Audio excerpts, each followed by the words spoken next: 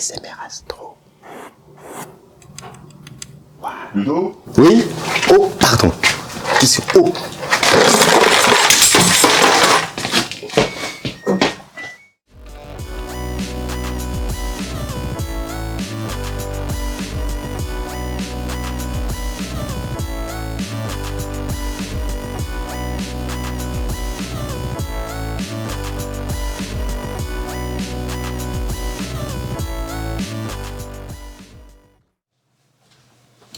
Bon, c'est une catastrophe. J'ai perdu mes lunettes.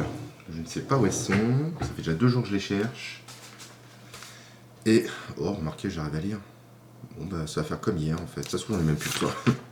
Allez, on y va. Donc aujourd'hui, nous allons parler starless, le fait de pouvoir enlever les étoiles des photos. Ça donne un petit cachet, un petit style à la photo. Et c'est quelquefois même utile en traitement, parce que lorsqu'on va travailler la couleur, généralement, enfin moi en tout cas, j'enlève toutes les étoiles. Et comme ça, je travaille uniquement la couleur sur la matière, sur la nébuleuse. Et après, je recolle ça. Donc je vais vous montrer 4 outils pour pouvoir faire de la starless. On commence par le premier, Paint. Alors nous voici sur Paint. Alors le premier outil qu'on va utiliser, donc c'est le pinceau. Donc j'ai pris un pinceau, voilà, un peu épais. Je grossis le trait, peut-être pas trop. Je suis bien en noir. Et puis on va masquer les étoiles.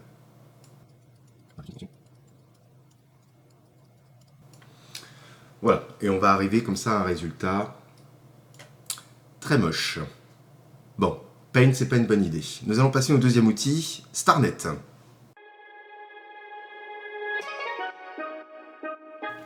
Alors, Starnet, voilà, on tape Starnet++, on va télécharger l'outil, qui n'est plus en open source. Bon bah écoutez, il est plus disponible, voilà, c'est plus disponible. Ah putain, je suis vraiment content de vous le faire voir celui-ci. Bon bah écoutez, il est plus disponible, donc on va passer directement à la troisième méthode, Star Exterminator.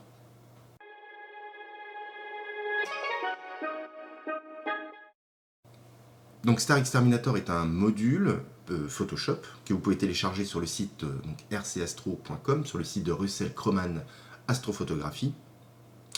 Donc vous pouvez bien évidemment le télécharger pour une période d'essai, je crois que ça doit être 30 jours. Et si ça vous plaît, donc vous pouvez l'acheter moyennant $60, donc $60, pour avoir le logiciel en version complète sur Photoshop. Enfin, je dis logiciel, mais c'est un module. Donc je l'ai testé dans un premier temps et acheté ensuite. Donc nous voici sur Photoshop, je vais dupliquer le calque, donc CTRL-J ou clic droit, dupliquer le calque, pour travailler uniquement sur le premier. Tiens, on va masquer le deuxième.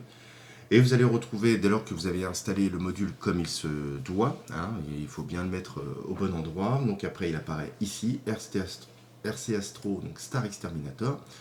Il y a juste à le laisser travailler. Et donc voilà, donc le résultat est quand même plutôt correct. RC Astro, on va dire Star Exterminator aujourd'hui, est un des meilleurs outils qui le fait. Mieux que le Starnet que j'ai voulu vous montrer juste avant, qui lui va laisser quelques traces sur les étoiles brillantes. Là, bon, évidemment, on voit un petit peu, voilà, ici, voilà, on voit, c'est les étoiles un peu plus brillantes. Il y a moyen de retoucher un petit peu pour les masquer, dès lors que vraiment on a besoin de les masquer.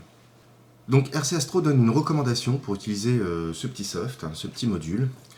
On va le faire ensemble. Donc, je vais prendre mon calque d'origine, je vais le dupliquer 2 fois. CTRL-J, CTRL-J. Je vais faire le Starless, donc le module RC Astro sur le premier calque, donc filtre, RC Astro, Exterminator, c'est bien mon premier calque qui est sélectionné, je vais faire OK. Voilà, c'est fait, donc je vais redupliquer ce calque, donc CTRL-J, je vais rendre invisible le premier calque, sur le second je vais le passer en soustraire, alors c'est soustraction, voilà, et je vais sélectionner ces 2 calques là pour les fusionner, donc le calque avec que les étoiles et le calque original si je puis dire. Voilà, donc ces deux là je vais les fusionner les calques, voilà, et donc repasser celui-ci en superposition. Il est où? Il est où? Il est où? Il est où? Il est où? Superposition. Il est là. Donc je me retrouve avec, j'ai envie de dire la photo originale, hein, celle-ci. Sauf que je l'ai décomposée, donc j'ai soit j'ai la starless, les étoiles, ou uniquement le masque d'étoiles. C'est quand même pas mal. Donc à partir de là, vous pouvez soit donc jouer sur les étoiles avec ce masque-là, ou uniquement jouer sur la couleur avec ce masque-là. Donc RC Astro Star Exterminator est un super outil. Quoi qu'on en dise, le point noir, ça reste bien évidemment le prix, 60$. C'est pas à la portée de toutes les bourses pour un petit module dans Photoshop, mais qui est ma foi bien utile. Donc c'est vrai que si j'avais pas eu les tipeurs, d'ailleurs merci aux tipeurs, voilà, c'est mon premier investissement avec l'argent perçu. Donc sachez que tout ce que vous me donnez, je le réinvestis dans la chaîne. Donc si vous aimez les vidéos, n'hésitez pas à vous abonner, la petite cloche, comme d'habitude les réseaux sociaux, et puis Utip si vous voulez continuer à me soutenir. Mais y a-t-il mieux que Star Exterminator? Oui, il y a mieux que Star Exterminator. Il y a peu de temps, il y a un nouveau script qui a été mis à jour sur PixInsight, à savoir le StarNet V2. Ah, StarNet V2, un super script. Mais pour cela, allons sur PixInsight.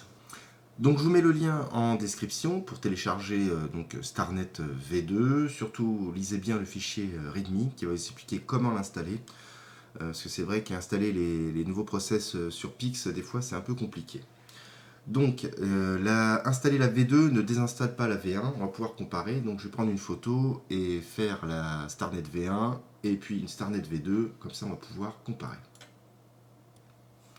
Donc, comment ça fonctionne? C'est assez simple. Vous ouvrez votre image, vous allez dans le process. Si c'est bien installé, vous allez le process StarNet.2, StarNet 2 qui apparaît. Donc, Stride, je crois que c'est la grille de recherche. Donc, plus vous mettez petit, plus c'est long. Voilà, il n'y en a que deux. Vous pouvez créer un masque d'étoiles, vous pouvez faire un upsample, donc c'est un comme du, comment on appelle ça, du drizzle.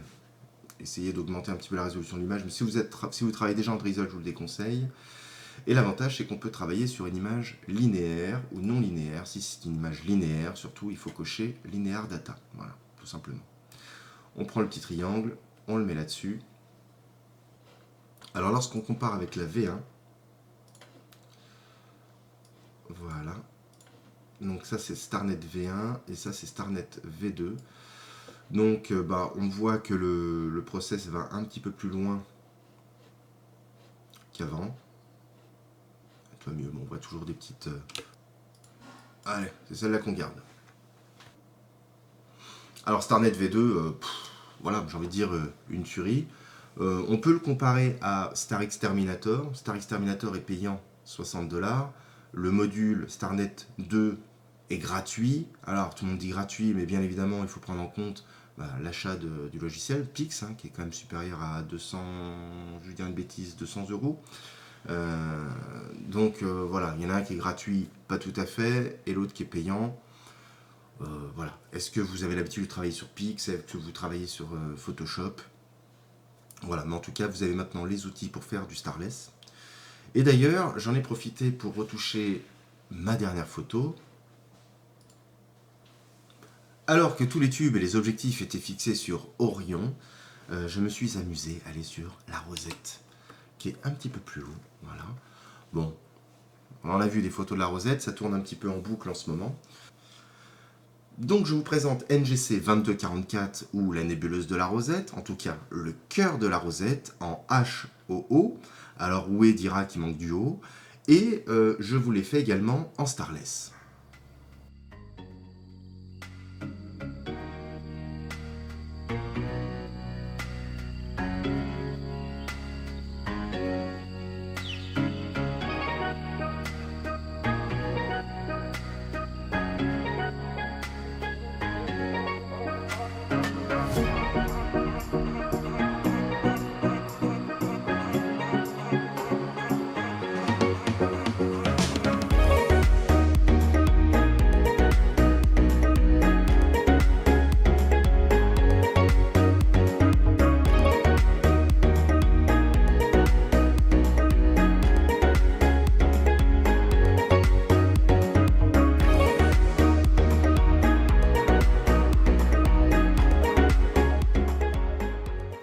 le Starless n'a plus de secret pour vous, eh bien écoutez, lancez-vous, dites-moi si vous voulez à la rigueur que je vous fasse voir un traitement, comment j'utilise voilà, le Starless.